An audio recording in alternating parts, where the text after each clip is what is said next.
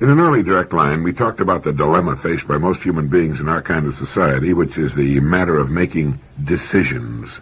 We've learned that ours is the only species on Earth whose natural state is one of disorientation, and therefore each of us must create his own world, even if the creation of our world consists of nothing more than playing copycat, closing our eyes and ears and just blindly following the person in front of us, hoping that somehow he or the person he's following knows where he's going and that when we get there, we'll both like it. We like to think that we're intelligent and perhaps even bold decision-makers, but the facts seem to indicate that we're not, and that we use all kinds of dodges to keep from making decisions. In reading a back issue of Psychology Today, April 1973, I learned of a book which I immediately ordered, written by Princeton philosopher Walter Kaufmann, entitled With Guilt and Justice, From Decidophobia to Autonomy. Now, in this book, with a long title, obviously the result of many years of thoughtful study and research and a lot of independent thinking, Kaufmann lists and explains 10 major cop-outs most of us use to keep from making decisions, and which makes us decidophobes. Decidophobia is simply the fear of making decisions. He lists as the most common form of this malady, which robs us of our freedom and opportunity, plain everyday drifting. We go through the motions day after day. We get up, get dressed, go to work, on the job and off. We simply let the tide take us as it has in the past. Kaufmann calls that Type A drifting. Type B drifting is a fooler. It's the kind of drifting people do who pretend they don't belong to Type A. He, the Type B drifter, tries to give the impression that he is in revolt against the so-called status quo that he sees about him on every side, and he drops out of life. He lives from moment to moment, day to day, letting chance decide the direction of his life. Now, this is simply another form of drifting, another cop-out, another way of avoiding the agony of making meaningful, faithful decisions. This type conforms as rigidly to his group of failures, in his dress or lack of it, his hair, his walk, his talk, his attitudes, as the Type A drifter conforms to his. The whole thing is a studied and thus tense acting job, all for the sake of avoiding decisions and taking charge of one's own life. He goes on to point out that religion has for centuries been mankind's number one strategy for avoiding decisions. We don't even have to decide which of the many religions and sects to choose. Our parents usually make the choice for us, just as their parents made the choice for them. We are confirmed in that faith at an early age, long before we have anything even approaching the powers of intelligent choice, and we simply grow up in it. Now we have all the shall-nots and shalls we need, and every week we have an official of our faith to tell us what we should be doing and how we should be living our lives. Now, this is not always the case, of course. Many people have chosen their own religions for important reasons and have found meaning and satisfaction in doing so. But the great multitude simply moves up another notch on the generation bracket, just as it does with its political party and other prejudices. After religion comes the Type A and Type B drifters that I mentioned. Incidentally, it seems that in order to be a drifter, many people require a regular supply of alcohol, drugs, or tranquilizers to keep their minds below the threshold of the window through which they might get a clear view of themselves and their meaningless lives. Kaufmann refers to these people as being inauthentic. And it seems that when just plain drifting brings about a feeling of hopelessness, this type will join a movement of some kind. When a person lacks identity within himself, he will often strive to find it in an organization of some sort which will take over the decision-making role. But do as I've done. Order the book and read it. It'll give you a much clearer insight into your decisions of the past, and you'll recall that it's by examining our decisions that we can come to know ourselves. What we're seeking, as Professor Kaufmann of Princeton points out, is autonomy, authenticity as sovereign persons. An autonomous person avoids all 10 strategies. He does not treat his own conclusions and decisions as authoritative or necessarily best, but chooses with his eyes open and then keeps them open, Kaufmann says. He has the courage to admit that he may be wrong, even about matters of the greatest importance. He objects to the 10 strategies in the book, not on account of their supposed psychological origins, but because they preclude uninhibited self-criticism. Now, there are some well-known people who've resisted all 10 strategies and lived autonomous lives. The most outstanding examples from the long history of Western philosophy are Socrates and Nietzsche. And Kaufmann cites as a perfect modern example of the completely autonomous person, one who exhibits the most awesome courage, Alexander Solzhenitsyn. Rarely has it been so difficult for any man to stand alone, utterly alone, without any prop of any kind. His great books, The First Circle, Cancer Ward, Solzhenitsyn, a documentary record in August 1914, Show how he succeeded in resisting all 10 temptations, making one fateful decision after another against seemingly insuperable odds. His life is autonomy in action. I have read Solzhenitsyn's books, and I consider them to be among the most important in my library, and I recommend them to you.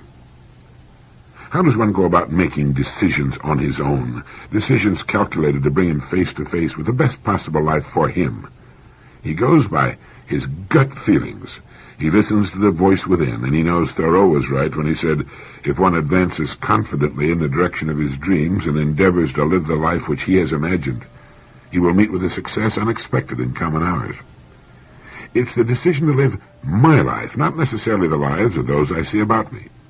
In Man and People, Ortega says that each one of us is always in danger of not being the unique and untransferable self which he is. The majority of men, he wrote, perpetually betray this self which is waiting to be. And to tell the whole truth, our personal individuality is a personage which is never completely realized, a stimulating utopia, a secret legend which each of us guards in the depths of his heart. It is thoroughly comprehensible that Pindar summarizes his heroic ethics in the well-known imperative, become what you are. Become what you are. That perhaps sums it up best, and this kind of thinking runs counter to the kindergarten philosophy of most people that the purpose of life is to be happy. Happiness is to life what a paint job is to a product. It's the glistening veneer and nothing more. What counts is the product itself, its quality, the depth, the truth of its design and purpose. My good friend Norman Guest of the Dartnell Company reminded me of a quotation from Alex Month's novel, The Story of San Michel. It was published back in 1929 and was the book that started the vogue and success of the many doctor books, movies, soap operas, and television programs since. But in it there appears this line: a man can stand a lot as long as he can stand himself. He can live without hope, without books, without friends, without music, as long as he can listen to his own thoughts. As long as he can listen to his own thoughts. And it's on those thoughts that we should act. There is often pain in that.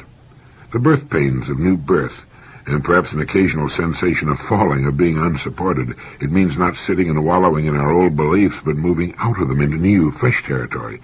It means asking the question, am I living by my standards, or by the standards of those about me? And are they living by their own standards or the standards of those about them? It's possible that we've all been wrong. Soren Kierkegaard wrote, the greatest danger, that of losing one's own self, may pass off quietly as if it were nothing. Every other loss, that of an arm, a leg, $5, and so forth, is sure to be noticed. That was written more than 100 years ago. The whole idea is to become a winner as opposed to becoming a loser. But just who is a winner, and what do we mean by losing? There's a marvelous little paperback titled Born to Win by James and Jungwirth, former students of Dr. Eric Byrne of transactional analysis fame. You probably read his book, Games People Play. But they've got a very good definition of what we mean by winners and losers. They point out that each human being is born as something new, something that never existed before. He's born with what he needs to win at life. Each person in his own way can see, hear, touch, taste, and think for himself. Each has his own unique potentials, his capabilities and limitations. Each can be a significant, thinking, aware, and creatively productive person in his own right, a winner. When we refer to a person as a winner, we do not mean one who beats the other guy by winning over him and making him lose.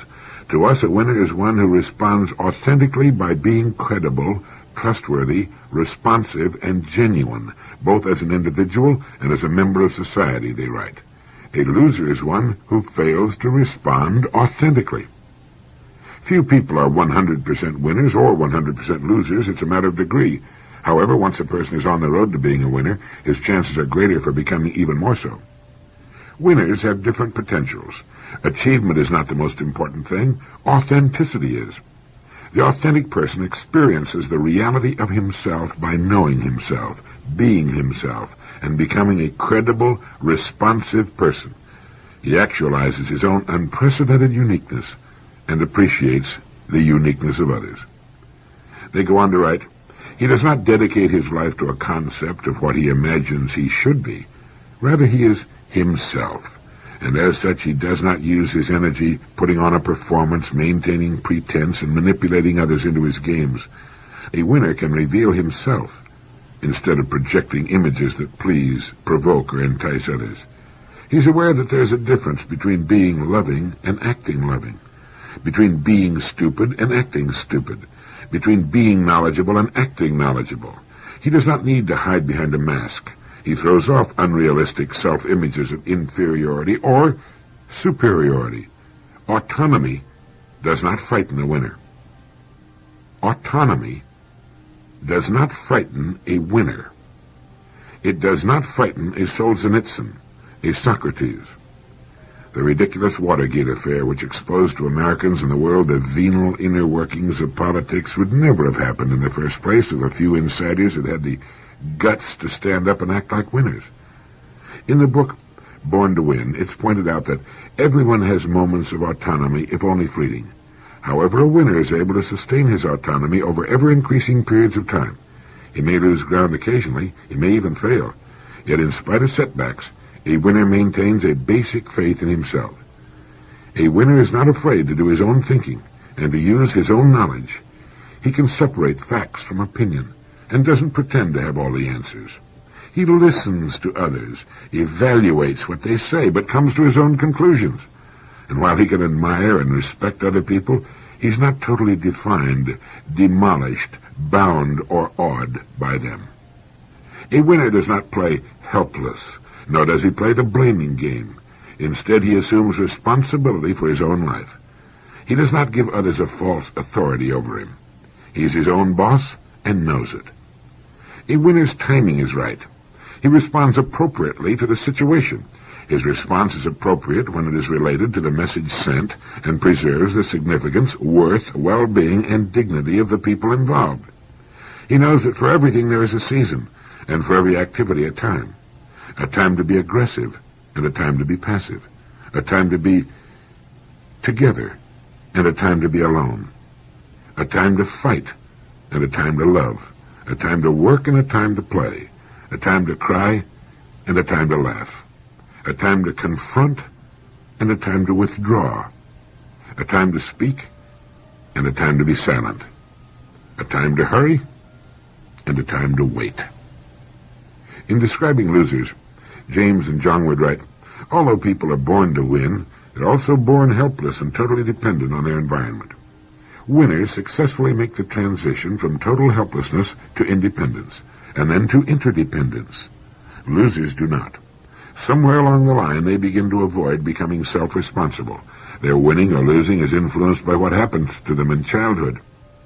A lack of response to dependency needs, poor nutrition, brutality, unhappy relationships, disease, continuing disappointment, inadequate physical care, and traumatic events are among the many experiences that contribute to making people losers.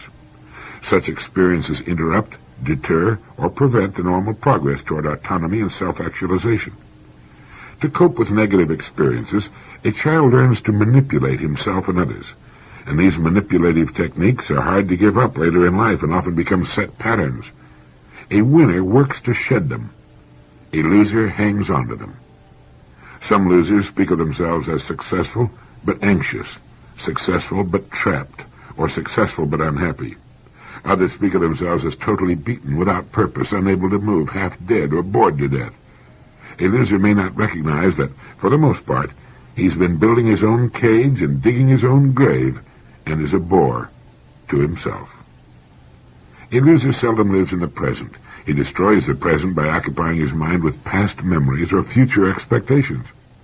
When the loser lives in the past, he dwells on the good old days or his past misfortunes.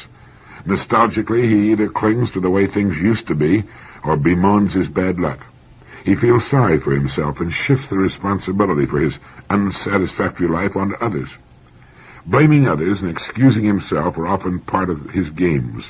A loser who lives in the past may lament, if only I had married someone else, if only I had a different job, if only I'd finished school, if only I'd been handsome or beautiful, if only my spouse had stopped drinking, if only I'd been born rich, if only I'd had better parents.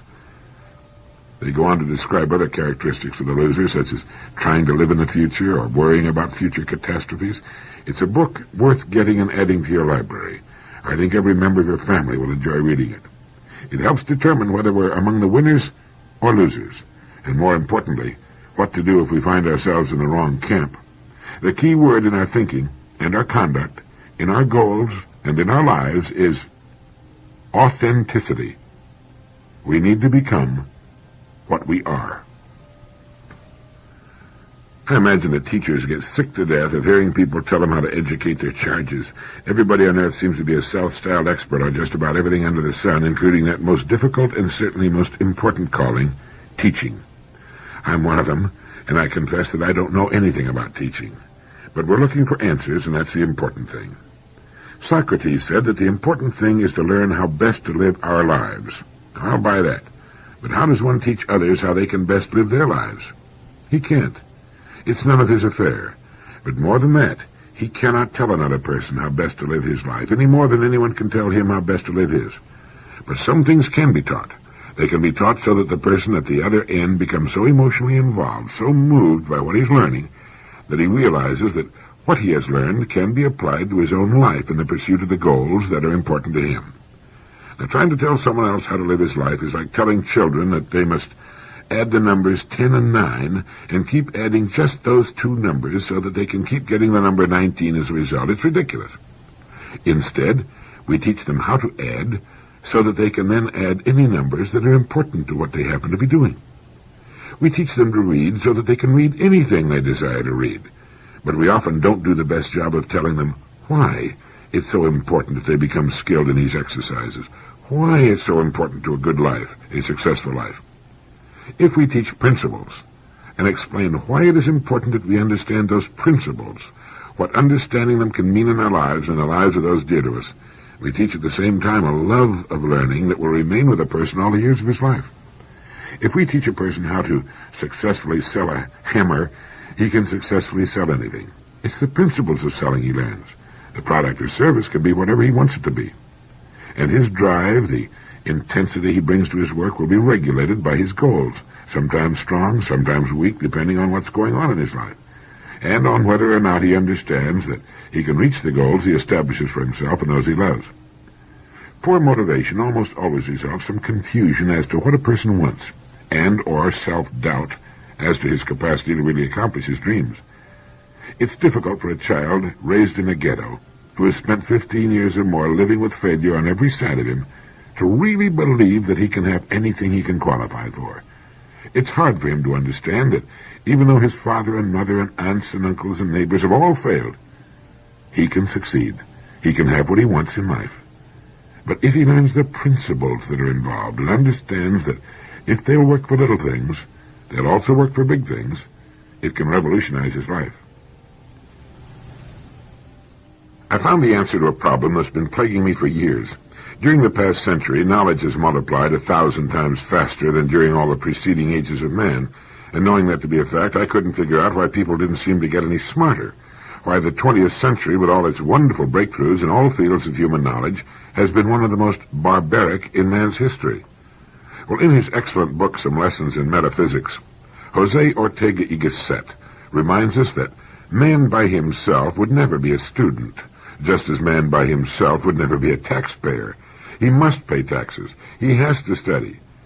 But he is, by nature, neither a taxpayer nor a student. To be a student or a taxpayer is an artificial state in which man finds himself by obligation, so people will learn no more than they absolutely must, which isn't much.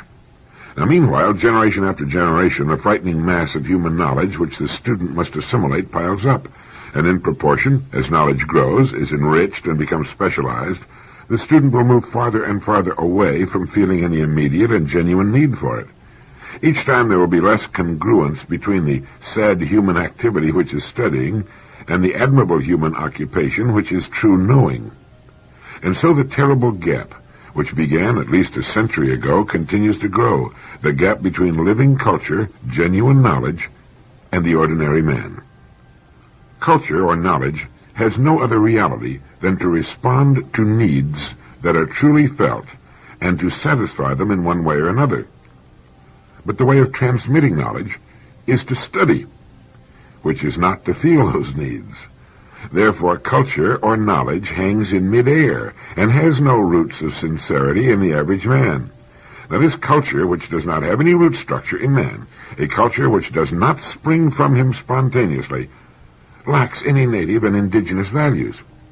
Now, this is something imposed. It's extrinsic, strange, foreign, and unintelligible.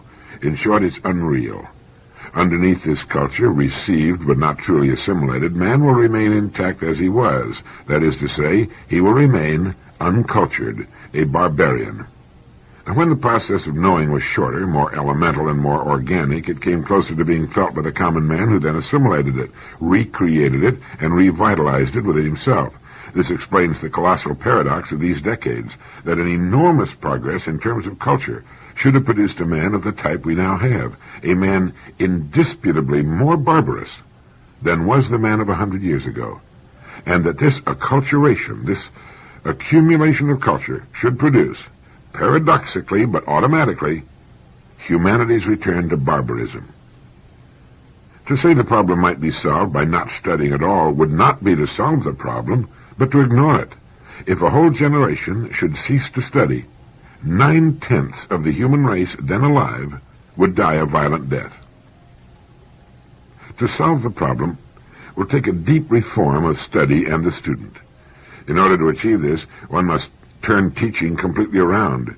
Primarily and fundamentally, teaching must be the teaching of a need for the science, and not the teaching of the science itself, whose need the student doesn't feel. But that's why we don't get smarter. I have an interesting question for you here. What is life?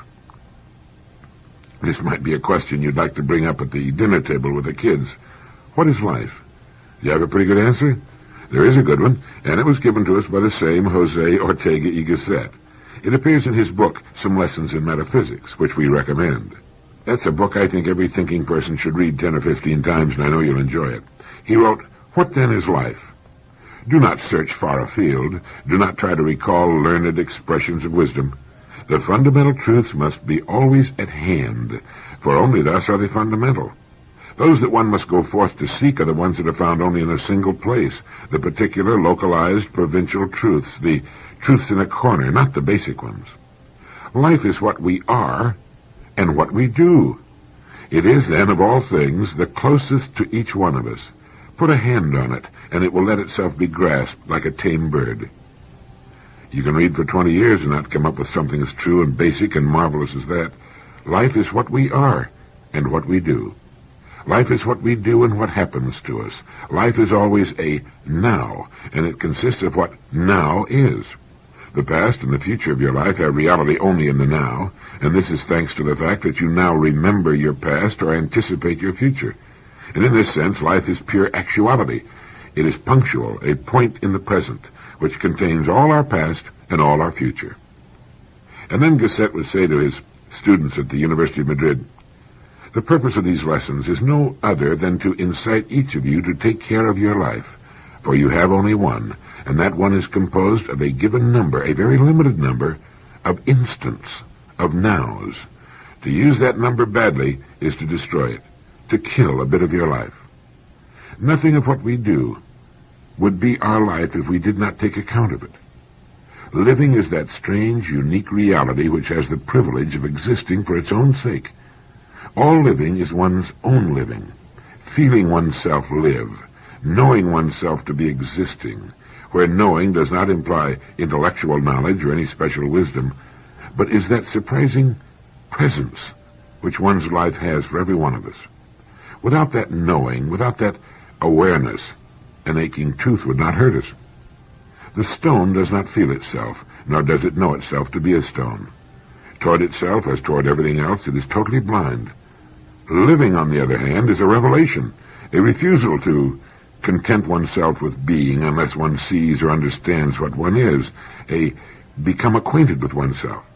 It is the incessant discovery that we make of ourselves and of the world around us. In its very root and heart, living consists in knowing and understanding ourselves, in noticing ourselves and what surrounds us, in being transparent to ourselves. Life is what we do. Life is what we do because life is knowing what we are doing. It is, in short, finding ourselves in the world and occupied with the things and the beings of the world. And here's another question you might want to pop on your family at dinner or a friend at lunch. In the billions of years since the Earth's formation, what was the most important thing that ever happened on Earth? I got to thinking about this at lunch the other day, and I think it makes for an interesting topic. What's the most important thing that ever happened on the planet Earth? Do you know? Well, if you think about it for a few minutes, you realize that it was the appearance of man. If it hadn't been for him, no one would ever have known the Earth existed. But we still don't know if the appearance of man was good or bad. Good or bad, that is, from the standpoint of the billions of other creatures on the planet. About 9,000 years ago, man began his first rudimentary civilization with the planting of crops and the domestication of animals. And in all the centuries since that time, he's been growing progressively worse as far as being a neighbor is concerned. Worse to all other living things, including himself. In the Pogo comic strip, one of the characters said, "We have met the enemy, and he is us." But it wasn't until the 20th century that man really showed what he was capable of. With the Industrial Revolution and burgeoning technology, man was able to outdo even himself, with the result that ours has been the bloodiest century in the history of man. Following the communist takeovers in Russia and China and the other countries they've managed to corral into their imperialistic sphere, millions upon millions of men, women, and children have been killed. It's been estimated that 6 million were killed in Russia alone. No one knows how many were slaughtered in China. This was after the Japanese did a pretty good job there themselves. Then came World War II. I'm not mentioning World War I. We were still learning then. In addition to the millions who died as combatants, many more millions of innocent civilians were slaughtered under Hitler and Nazi Germany, perhaps 8 million, maybe more. Since the dawn of this century, and it came in so softly, so quietly, there has been more pure, unadulterated mayhem and slaughter than in any former 10 centuries put together, capped with our own invention of the atomic bomb, which was designed, built, and dropped for the specific purpose of wiping out entire cities the way you wipe out an anthill. Overkill. Men, women, little children, the sick and the pregnant, the blind, the helpless. Kill 'em all. The ultimate weapon was finally invented, and the means to deliver it to any spot on the face of the earth in minutes. Of course, it's undergone a whole lot of improvements since 1945. We've got thermonuclear devices now that can wipe out an entire country. In fact, we're approaching the point now where we have more missiles than targets. One missile, the MIRV, can incinerate in an instant millions of civilians in a whole collection of towns and cities, and the century still has a few years to go. I wonder what the 21st century will be like. Because all we've proved in 9,000 years is that we keep getting more efficient at killing each other. You might pop that question to your family or your friends at lunch. What was the most important thing that ever happened on the face of the earth? Well, it was the appearance of man. Next question, was it good or bad? From the evidence so far, there's really only one answer to that. In an excellent article for Red Book magazine some time back, a Dr. Sidney M. Gerard, professor of psychology at the University of Florida, and the well-known Ardis Whitman collaborated on an article entitled "The Fear That Cheats Us of Love." Now, they point out that if we want to be loved, we must disclose ourselves to the other person. If we want to love someone, he must permit us to know him. Now, this would seem obvious, yet most of us spend a great part of our lives hiding our true selves and our true feelings from the other person. Now, why is this so? Well, for a great variety of reasons, some obvious, some not, some sensible, some profoundly harmful. But the most important reason springs from the very nature of the human enterprise itself. Paradoxically, we fail to disclose ourselves to other people because we want so much to be loved. By failing to disclose ourselves, we make that love difficult, if not impossible. Children don't know their parents. Parents don't know their children. Husbands and wives are often strangers to each other. One has only to think of the astronomical rate of divorce and of the contemporary conflict between parent and children. One has only to hear the anxiety and pain expressed in the therapist's office when these closest of all relationships are touched upon, to know that it's possible to be involved in a family for years, playing one's role nicely and never getting to know the other members of the family who are also playing roles. It seems that much of human life is best described as impersonation. We are role players, every one of us. We say that we feel things we don't feel. We say that we did things we did not do. We say that we believe things that we do not believe. We pretend that we're loving when we're full of hostility. We pretend that we're calm and indifferent when we actually are trembling with anxiety and fear. We not only conceal ourselves, we also usually assume that the other person is in hiding. We're wary of him because we take it for granted that he too will frequently misrepresent his real feelings, his intentions, or his past, since we so often are guilty of doing these very things ourselves. Another reason we hide is to protect ourselves from change. Change is frightening to most people. A young bride returns from her honeymoon still lost in the romantic haze of being in love, blissfully happy and convinced that that's the way it's always going to be. One day her husband comes home, troubled over some problem at work, and broods in silence or snaps at her irritably. She in turn finds that getting meals and cleaning house, even when they're done for her husband, aren't all that satisfying. Her feelings are changing. But instead of facing the fact that nothing in life stands still, she tries to pretend to herself and to her husband that she feels exactly as she did before. We try to remain constant, to freeze time, and time won't be frozen. And we don't want the other person to change either. The answer? Relax and level with each other. Without self-disclosure, real, long-range love is impossible. By opening ourselves up, we find the other person will do the same, and love has a chance. Self-disclosure is as important a part of growing as it is of love, and growth is a part of change. The real self is continually evolving. One's needs, wishes, feelings, values, goals, and behavior all change with age and experience. The answer? Disclose ourselves to those we love.